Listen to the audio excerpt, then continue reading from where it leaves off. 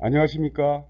GTX A노선의 운정력에 대한 기대감이 한껏 불어오른 운정 신도시에서 파토스 석진성입니다. 수도권 광역급행열차인 GTX는 사업 추진 과정에서 세계 노선 동시 착공이 아닌 단계별 착공으로 전환되었으며, 이중 A노선은 민간 투자 사업으로 추진되어 2018년 12월 27일 착공식이 진행되었습니다.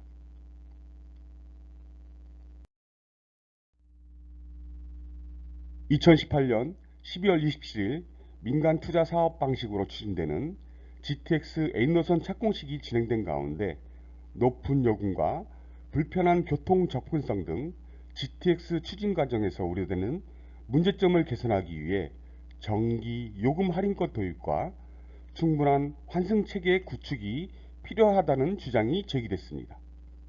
경기연구원은 GTX 추진 과정에서 우려되는 문제점을 진단하고 이를 해소하기 위한 개선 방안과 시사점을 제안한 GTX 2라운드의 과제와 해법 보고서를 발표했습니다.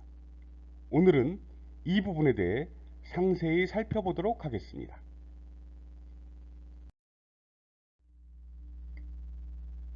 GTX는 경기도에 의해 제시된 수도권 광역급행열차 사업으로 국가사업에 반영되어 추진되고 있습니다. 지하 40m 이하의 깊이에 건설하는 광역급행철도로 파주 운정에서 일산을 거쳐 동탄까지 연결하는 GTX A노선이 예비 타당성 조사를 거쳐 2023년 말 개통을 목표로 지난해 12월 27일 착공식을 진행했죠. 현재 보시는 이 노선이 연다산동 기지창으로 진입하는 최초의 노선도입니다.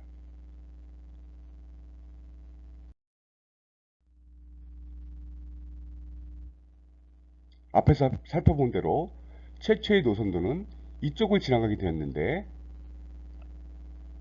웬일인지 최초에 계획되었던 GTX N노선의 마지막 구간인 운정역을 지나 연다산동 기지창으로 진입하는 노선이 사진과 같이 왼쪽으로 이동하여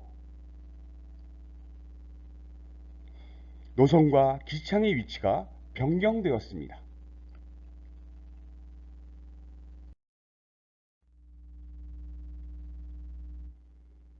고양시와 서울 구간은 제외하고 파주시 구간에 대해서만 살펴보도록 하겠습니다. GTX 노선이 교화 열방병합발전소와 교화 8단지 동문아파트 밑으로 얕게 지나가게 되어 소음과 진동 등 안전성의 문제가 제기됐습니다. 국토교통부에서는 열병합발전소와 아파트의 안전에는 문제가 없다고 보도하였으나, 파주시 교화지구에서는 대규모로 민원이 제기되어 현재 최종환 파주시장도 원안대로의 노선으로 복귀를 적극 반영하겠다고 약속하여 추후의 해결 방안이 매우 궁금합니다.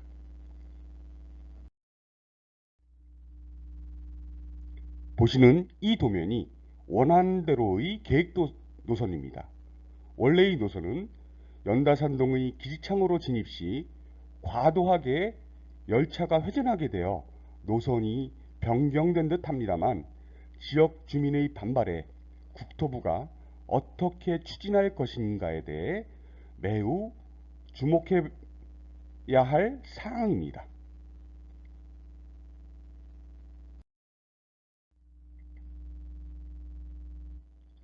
이 같은 사업 추진 과정상의 반발보다 더 우려되는 것은 GTX 사업 추진 방식을 재정 사업이 아닌 민간 투자 사업 방식으로 전환하면서 높은 요금 수준에 대한 문제입니다. BTO 방식의 민간 투자 사업은 민간 투자비를 시민들의 요금으로 회수하기 때문에 일반적으로 요금 수준이 높습니다. 사진에서 보시는 바와 같이 GTX A노선의 요금은 기존 광역철도나 버스에 비해서 2배 이상 높은 수준이 될 것으로 예상됐습니다.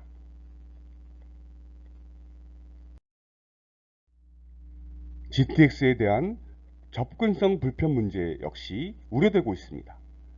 서울 도시철도의 역 간격은 1.1km인데 반해 GTX의 역 간격은 7.2km로 촘촘하지 않아 승용차나 버스 등의 다른 교통수단을 이용해서 역에 접근해야 합니다. 다른 교통수단을 이용하여 역으로 접근해야만 하는 상황이라 환승에 매우 어려움을 겪을 수밖에 없겠죠.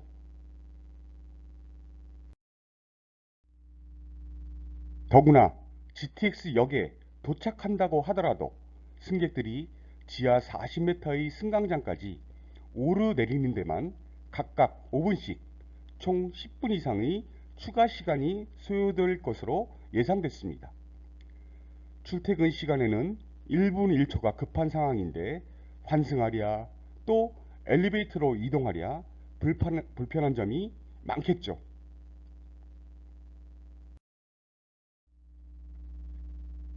또한 사업 비용을 줄이기 위해 GTX 노선을 다른 노선과 공용하는 것으로 계획하면서 배차 간격도 긴 것으로 나타났습니다. 출퇴근 시간대 서울 도시철도의 배차 간격은 평균 3분 4초인데 반해 GTX의 배차 간격은 6분 이상인 것으로 알려졌습니다. 박경철 경기연구원 연구기획부장은 기존 철도에 비해 역간거리가 긴 GTX의 성공을 위해서는 다른 대중교통 수단과의 환승이 매우 중요하다며 GTX역을 중심으로 광역 환승센터를 구축하고 승용차 환승객을 위한 충분한 환승 주차장 확보가 필요하다고 말했습니다.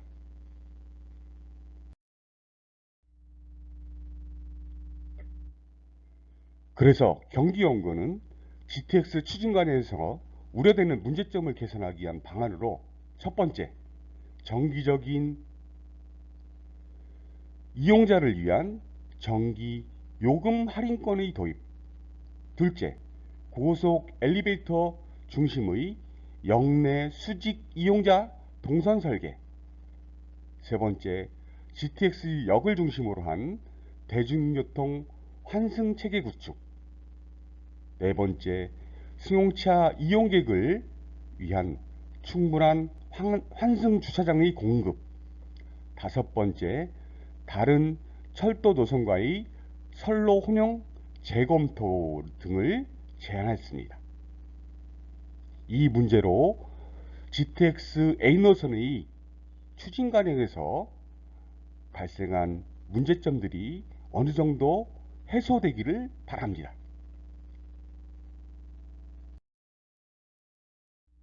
지금까지 GTX A노선의 추진 과정에서 환경과 안전 문제, 그리고 높은 요금과 교통 접근성 등의 문제와 개선 방안에 대해 살펴보았습니다.